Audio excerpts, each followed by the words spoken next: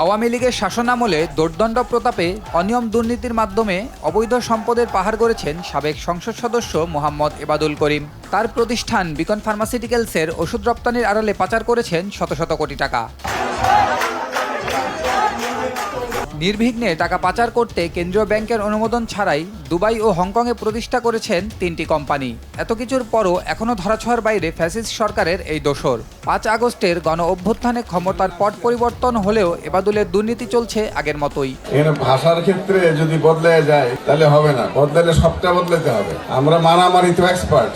দেশের প্রথম সারির একটি জাতীয় দৈনিকের অনুসন্ধানে এবাদুল করিমের বিদেশে কোম্পানি প্রতিষ্ঠা, অর্থ পাচার ও চোরাকারবারের মতো ভয়াবহ দুর্নীতির তথ্য উঠে এসেছে। পুলিশ দিয়ে, রাজনৈতিক নেতৃবৃন্দের সুন্দর সুন্দর বক্তৃতা দিয়ে কিন্তু এগুলো থামবে না যদি নিজেদের উপলব্ধি না আসে। পত্রিকাটির অনুসন্ধান থেকে জানা যায় 2016 সালের আগস্টে হংকংয়ের কলুন শহরে বিকন এশিয়া প্যাসিফিক লিমিটেড নামে একটি কোম্পানি খোলেন এবাদুল করিম।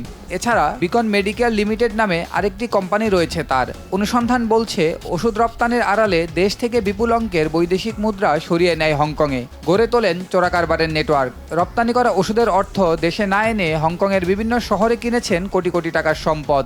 এই দৃষ্টান্ত অনুসরণ করতে পারে এবং তারা তাদের গ্রামগুলিকে গ্রুপ মুক্ত, দলাদলি মুক্ত করতে সক্ষম।